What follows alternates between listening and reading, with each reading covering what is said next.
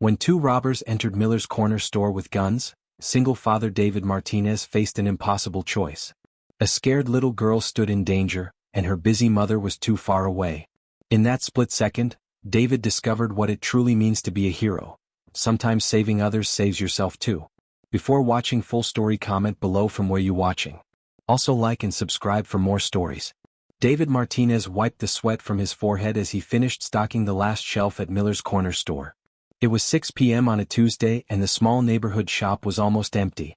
His 8-year-old son Tommy sat at the counter, doing his homework while waiting for his dad to finish work. "Dad, can we get ice cream on the way home?" Tommy asked, looking up from his math problems with hopeful brown eyes that looked just like his father's. David smiled. Money was tight since his wife Sarah had passed away 2 years ago, but Tommy rarely asked for anything. "Sure, buddy. You've been working hard on that homework." The bell above the door chimed as a woman and a little girl walked in. The woman was dressed in an expensive business suit and talked loudly on her phone about stock prices and board meetings. The little girl, maybe 6 years old, wandered around the store looking bored and tired. "Mommy, can we go home now?" the girl asked quietly. "Not now, Emma. Mommy's working," the woman said, barely looking at her daughter. She continued her phone call, pacing near the front of the store. David watched the little girl Emma as she picked up a small toy from the shelf and held it carefully. She looked at it with the same longing that Tommy sometimes had. But unlike Tommy, she put it back without asking. "That's a nice toy," David said gently, walking over to Emma. "My son Tommy likes those too."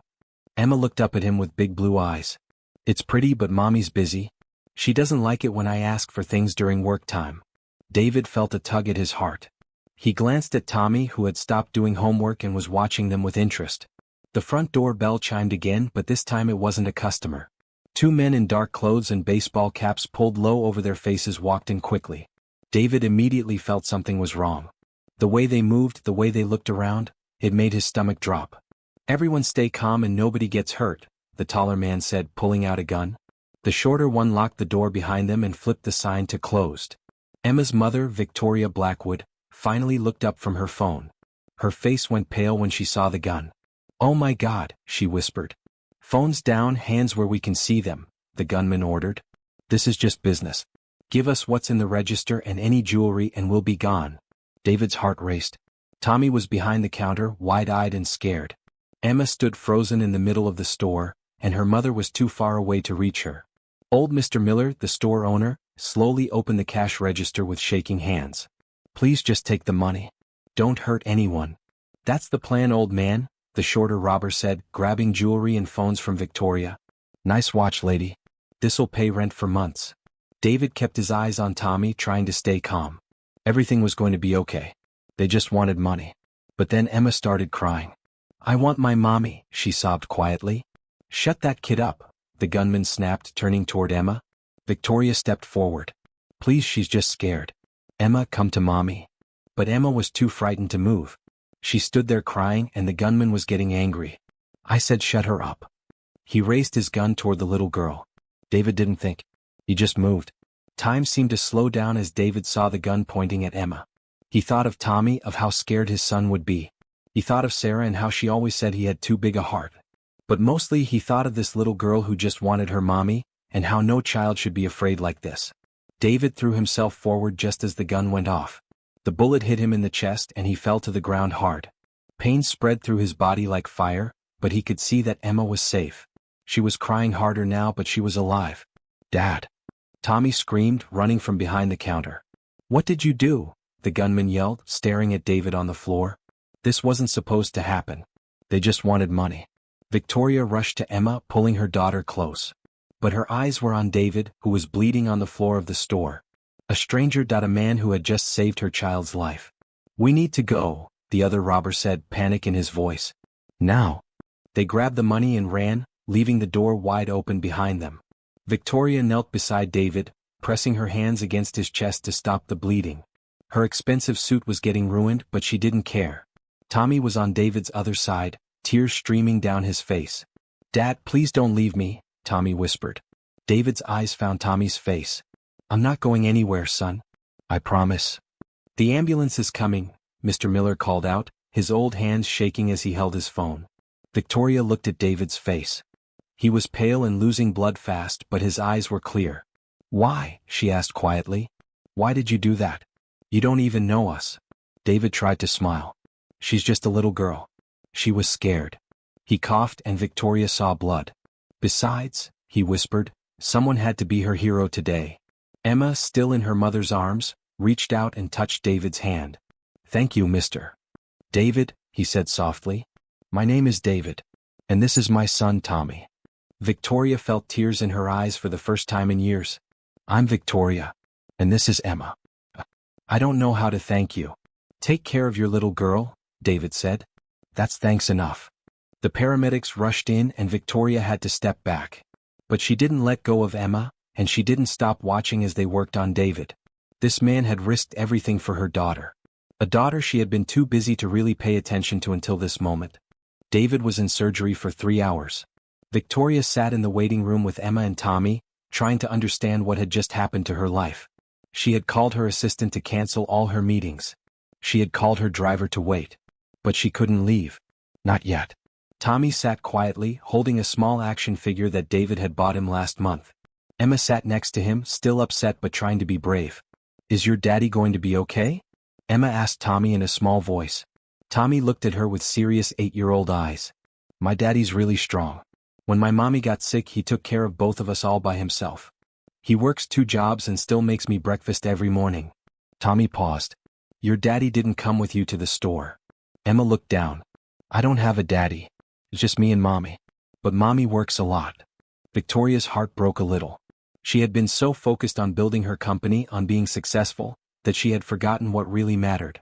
Seeing David risk his life for Emma made her realize how much time she had been wasting on things that didn't matter.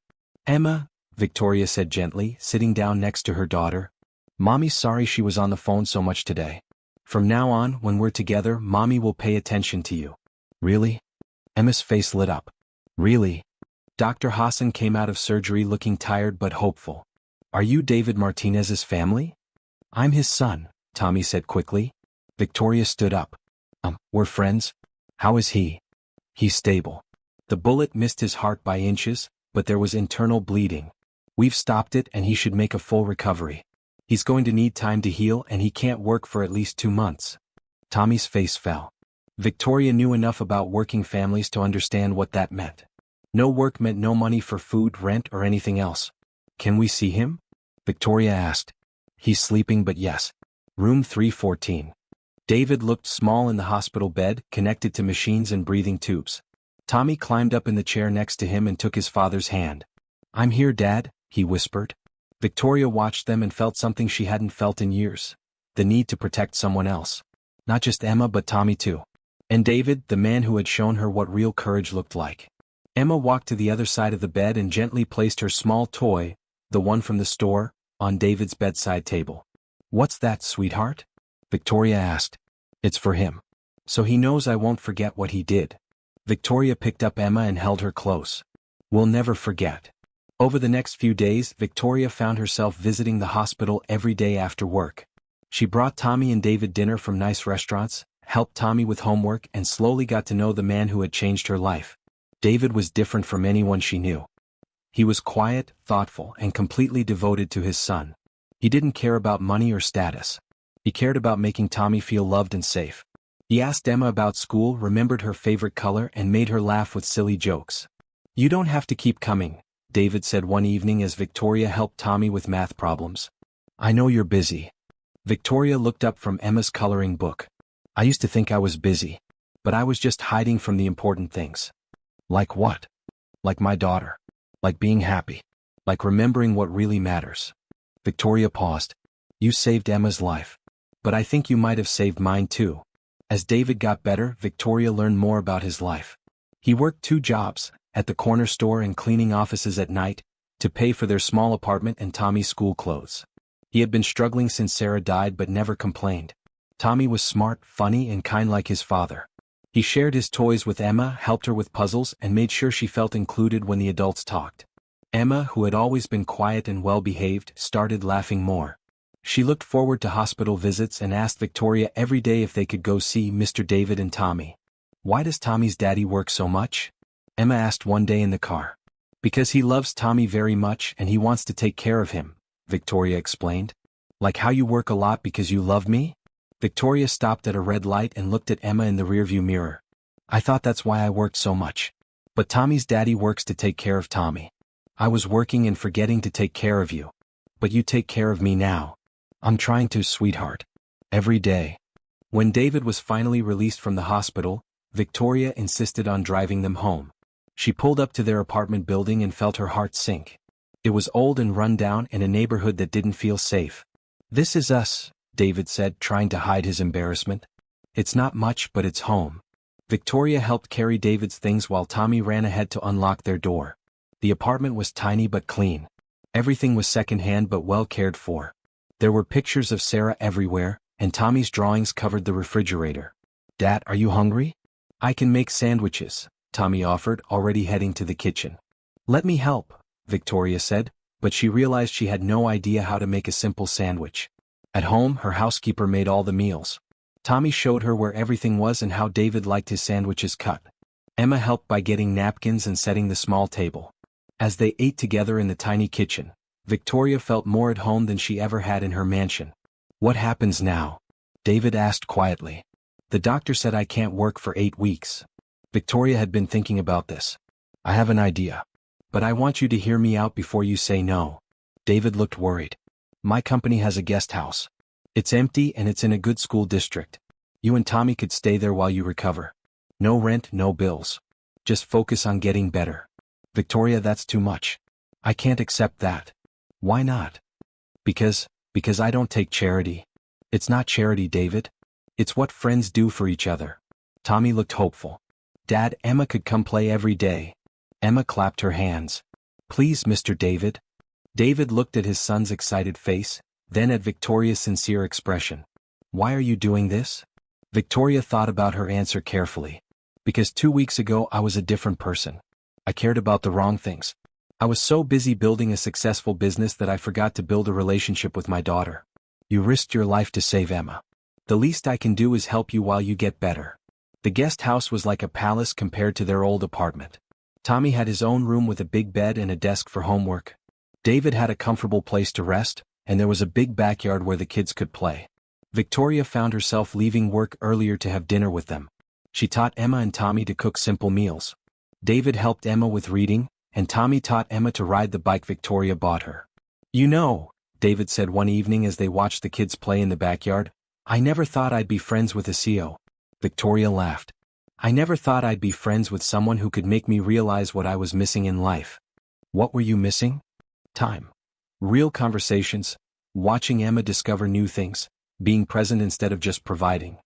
They sat in comfortable silence, watching Emma push Tommy on the tire swing.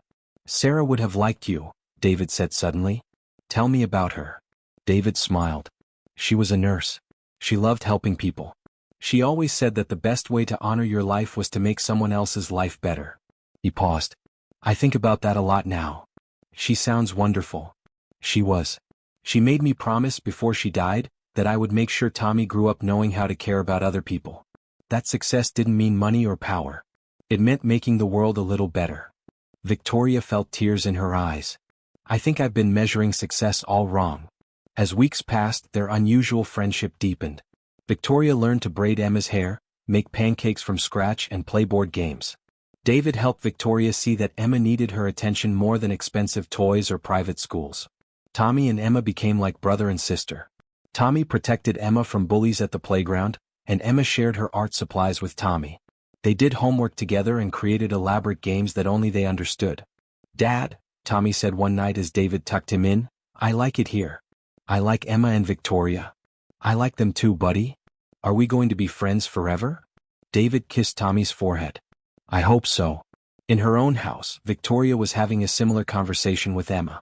Mommy, I don't want Tommy and Mr. David to move back to their old house. Why not, sweetheart? Because we're like a family now. And families should stay together. Victoria's heart raced. What do you mean? Tommy says his mommy is in heaven watching over them. And I think she sent them to us so we wouldn't be lonely anymore.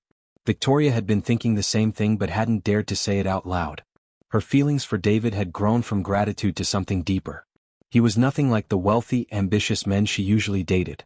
He was genuine, caring, and completely devoted to being a good father. But Victoria worried. What could she offer a man who had everything that really mattered? David was rich in all the ways that counted: love, integrity, purpose. David was having his own thoughts. Victoria had shown him and Tommy kindness beyond anything he could have imagined. But more than that, she had become someone he looked forward to seeing every day. She made him laugh, she listened to his stories about Sarah without jealousy, and she loved Tommy like he was her own son. But David worried too. Victoria was successful, powerful, wealthy. Why would she want a life with a single father who worked 2 jobs just to get by? Neither of them realized that Emma and Tommy had been making plans. "We need to help them figure it out," Emma told Tommy as they built a fort in the backyard. "Figure what out?" "That they love each other, silly." Tommy thought about this. "How do you know?" "Because my mommy smiles now. Real smiles, not work smiles. And your daddy hums when he makes breakfast. Mommy says people only hum when they're happy." "So what do we do?" Emma grinned. "We make them realize it." Emma and Tommy's plan was simple but effective. They started asking questions that made the adults think. "Mr. David, don't you think my mommy is pretty?" Emma asked during dinner. David nearly choked on his water. "Well, yes, Emma. Your mommy is very beautiful." Victoria blushed. "And mommy, don't you think Mr. David is nice?" Tommy added. "Very nice," Victoria agreed, smiling at David. The kids exchanged satisfied looks. Later that week, Emma accidentally drew a picture of 4 stick figures holding hands. When Victoria asked who they were, Emma said innocently, "It's our family. You, me, Mr. David, and Tommy." Tommy followed up by writing a school essay about his hero. But instead of writing about his dad, which everyone expected, he wrote about Victoria. "Mrs. Victoria is my hero because she saved my dad when he was sad and scared in the hospital. She made sure we had a nice place to live and good food to eat. She helps me with homework and takes us to fun places on weekends. She loves my dad and me, and we love her too. Heroes don't have to wear capes. Sometimes they just wear business suits and have kind hearts." When the teacher read the essay aloud to the class, Tommy made sure to bring a copy home to share. The breaking point came on a rainy Saturday evening. The kids were watching a movie and David and Victoria were cleaning up after dinner. They moved around the kitchen like they had been doing this for years, comfortable and in sync. "Victoria," David said quietly, "I need to tell you something."